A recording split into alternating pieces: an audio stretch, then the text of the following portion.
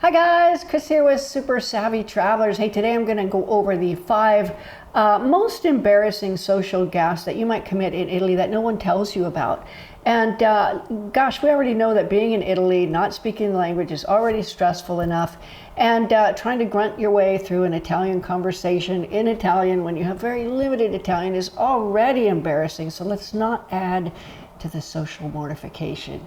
Anyway, the first thing that I want to let you know is when you're out and about and you're shopping, when you fare la spesa, when you're shopping, a lot of times they don't want you to touch the fruits or vegetables. Now, memorize this, non toccare, T-O-C-C-A-R-E. Non toccare means don't touch.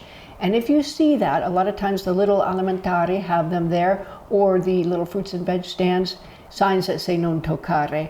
And when you see that, you wait for your turn if there's somebody ahead of you, and then the person comes out and picks them out for you.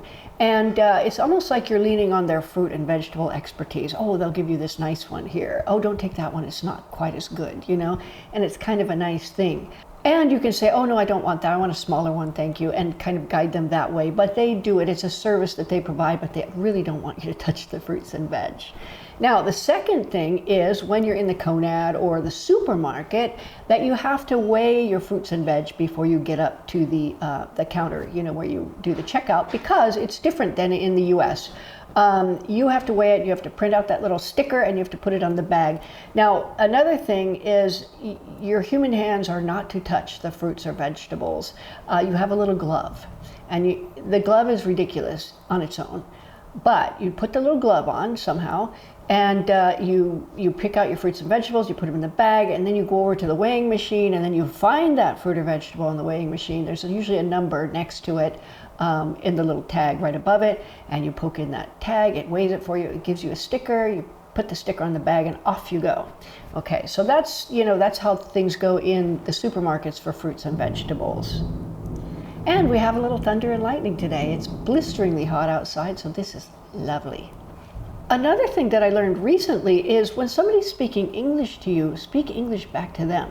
And I didn't realize it was kind of a thing until I went for an ice cream. And I was ordering my ice cream, and the gal started speaking English to me, and I then ordered my ice cream in Italian, and she just got so embarrassed. Oh my God, oh, please excuse me, I didn't know you spoke Italian. Oh, she was so embarrassed.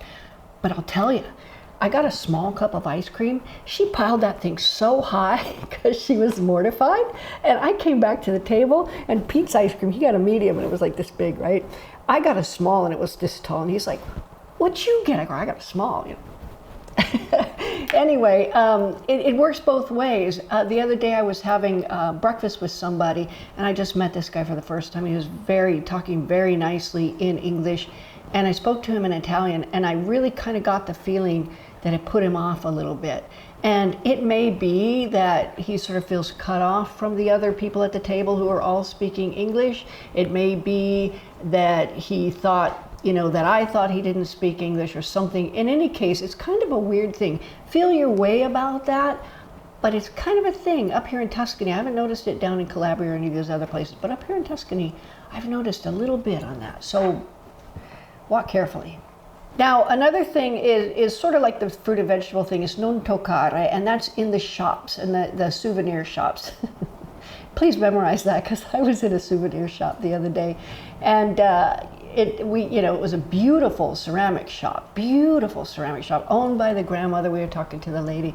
My grandmother owned it. She's in Pienza since 1972, and she's been bringing these beautiful hand-done pieces and blah, blah, blah, blah, blah.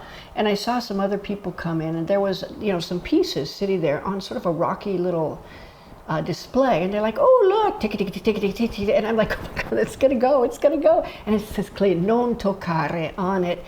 They didn't understand what non toccare meant, and these, of course, were American tourists, because Pienza has a lot of them. They didn't understand, and I was just really kind of like worried that something bad was going to happen, and I'm sure she was kind of going as well. Now, in the same shop, there was another thing that we saw that it made me very uncomfortable.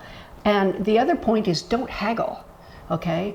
So we were in the shop, and the shop was just covered with these beautiful ceramics. I mean, just gorgeous, all hand done, right? And the lady was very, very meticulous about how she chooses the artists to put in her shop, and they're all handmade, and they're all from La Zona here, you know, so it's just this gorgeous, almost like an art museum collection of beautiful, beautiful pieces. And somebody took a piece and came up to her and said, you know, you see this mistake here, this and this and that. Obviously they were trying to get it for a cheaper price, which you know, when you're dealing with artworks especially, don't ever do that. Oh my goodness, I can't even imagine. Every piece of art that's hand done is gonna have some kind of artifact or something in it that you can pick it out and pick it apart and everything else. What this woman did, she was very, very professional, but she just took the piece from him and said, you go. And he did. And I was like, oh, yes, I really like that lady. And then of course she's, you know, comes over and we start talking about it, and she was quite put off by that. They don't haggle here most of the time. Now, in some other circumstances, perhaps they do. On the street vendors that you see that are probably unlicensed in Rome and Florence and all these places that sell you junk for nothing, yeah, you could probably haggle in those particular circumstances, but in a fine shop, don't do it. So those are my 5, and I'm going to come up with some more because there's a lot of little holes you can fall into.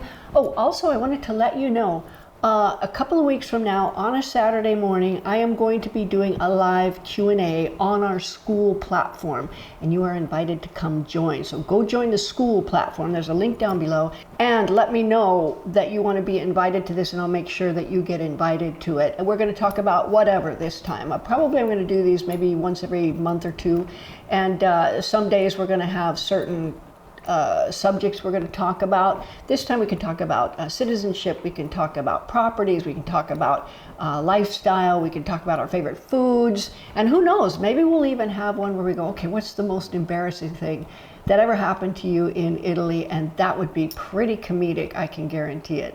So there you go, guys. I hope that helps, and I hope this works a little bit to eliminate some of the stress level inherent in coming to a new country and learning a new language and a new culture. Take care, guys.